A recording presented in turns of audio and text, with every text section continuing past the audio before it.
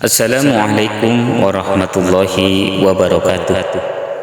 Sahabat Amal Islami TV dimanapun Anda berada, pada pertemuan kemarin kita telah membahas salah satu tokoh protagonis yang diprediksi akan muncul dengan ditandai adanya dua gerhana pada bulan Ramadan. Tokoh protagonis tersebut tidak lain dan tidak bukan adalah Imam Mahdi. Sahabat Amal Islami TV dimanapun Anda berada, ketika kita berbicara tentang tokoh protagonisnya, maka rasanya tidak lengkap kalau kemudian kita tidak membahas tentang tokoh antagonisnya, tokoh yang nantinya akan menjadi lawan daripada Imam Mahdi. Siapakah tokoh ini? Tokoh ini tidak lain dan tidak bukan adalah Dajjal. Siapakah Dajjal ini? Dajjal ini banyak yang mengisahkan bahwa si Dajjal itu bernama Musa Samiri, memiliki kesamaan nama dengan Nabi Musa. Bahkan dikisahkan dalam salah satu buku, Musa Samiri ini lahirnya juga berbarengan dengan lahirnya Nabi Musa alaihi salatu wassalam. Sahabat Amal Islami TV, jadi kemunculan Dajjal di akhir zaman itu akan menjadi sebuah ujian, akan menjadi sebuah fitnah besar bagi orang-orang beriman untuk mempertahankan keimanannya. Karena apa? Karena Dajjal ini memiliki kemampuan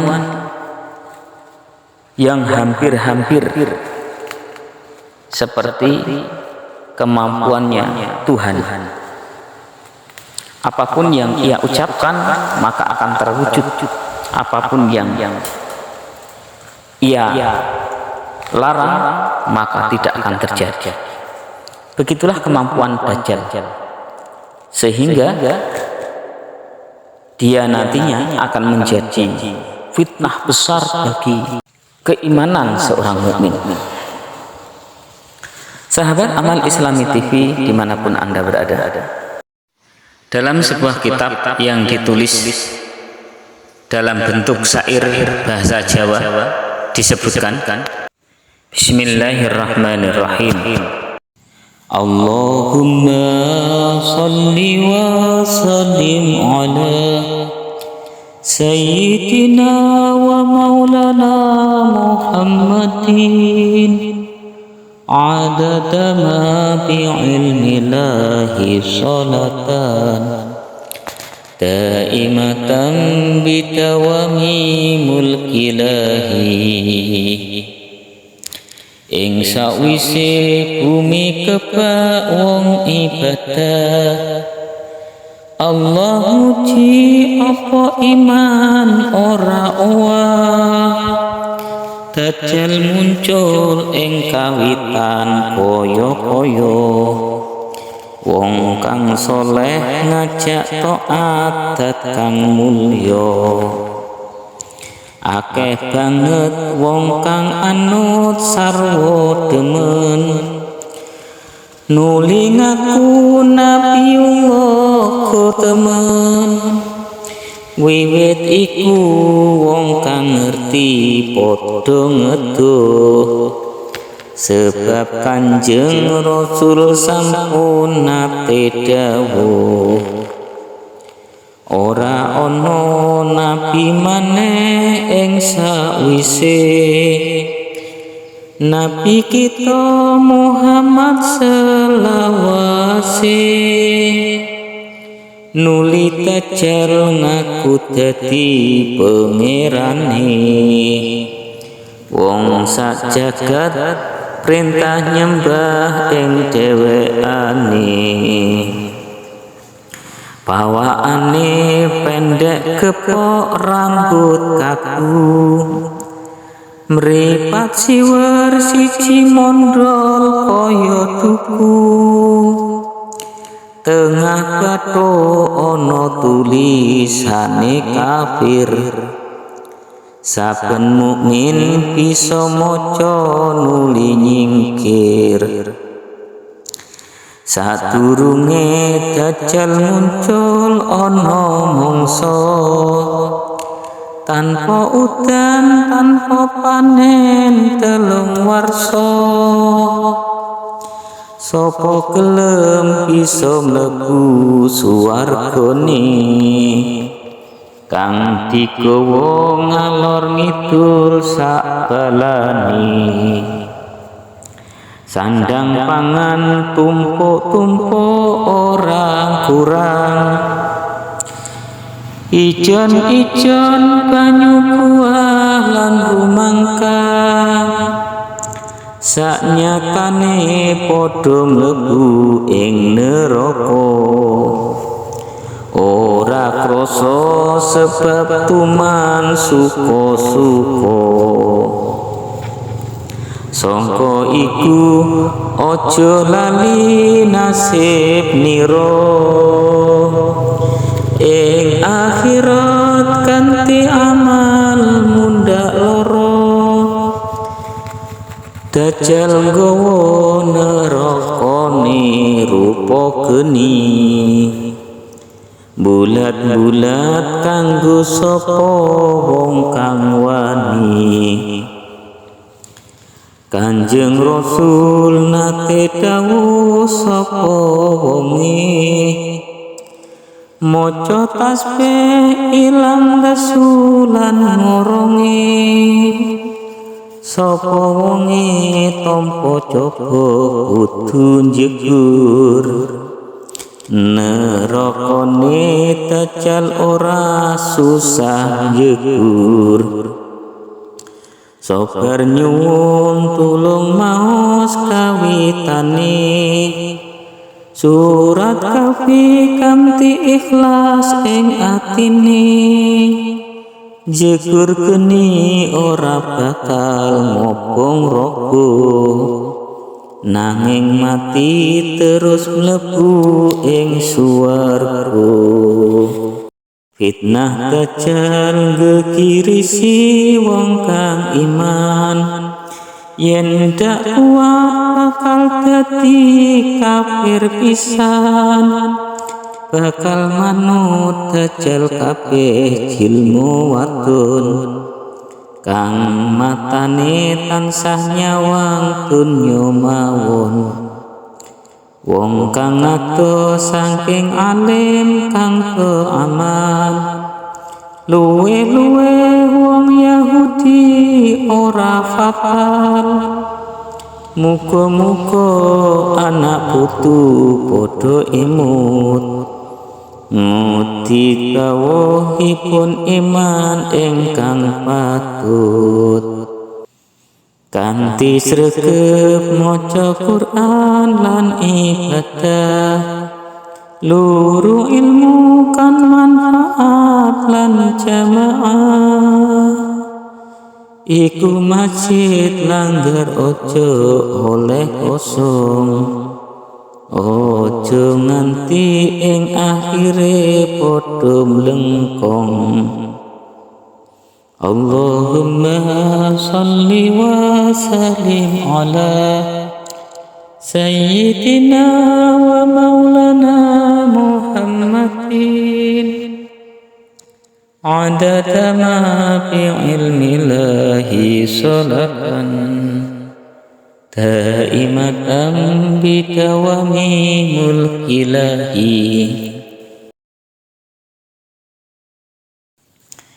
Sahabat Amal Islami TV dimanapun Anda berada, demikianlah bunyi syair yang menggambarkan bagaimana sih Dajjal itu.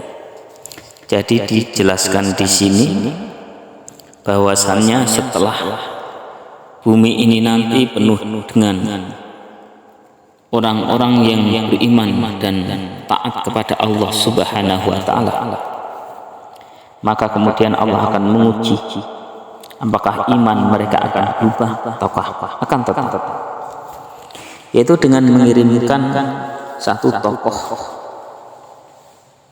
yang bernama Dajjal.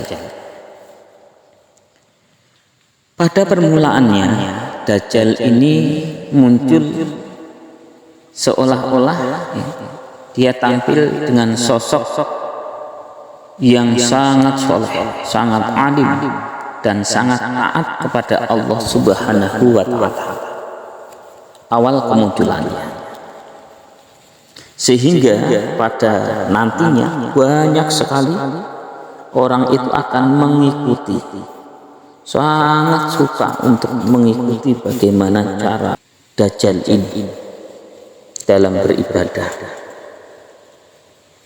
Kemudian setelah itu ia akan mengklaim dirinya, akan mengaku dirinya setelah memiliki banyak pengikut, akan mengaku bahwa dirinya adalah Nabi Allah.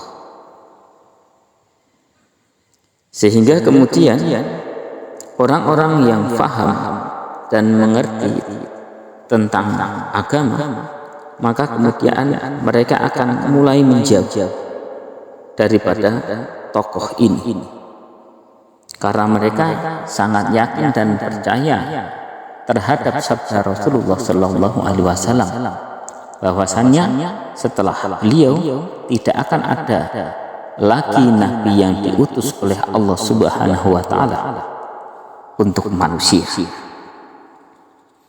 Akhirnya kemudian setelah Dajjal ini mengaku sebagai nabi, maka lama-lama kemudian ia meningkatkan klaimnya. Ia mengaku dirinya sebagai Tuhan semesta alam, sebagai Sang Pencipta. Inilah puncak pengakuan si Masih Dajjal ini.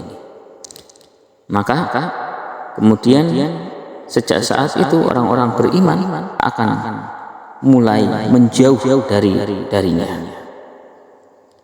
Di dalam kitab ini dijelaskan bahwa bentuk Dajjal itu orangnya pendek, berambut keriting, kemudian memiliki mata yang salah satu matanya itu seolah-olah akan keluar seperti buah duku, di sini disebutkan. Kemudian bentuk ciri khas Dajjal di jidatnya itu akan tertulis sebuah tulisan dengan tulisan Arab, yaitu kafir. Setiap orang mukmin maka akan bisa membacanya. Kemudian mereka akan benar-benar menjauh, lari dari Dajjal ini.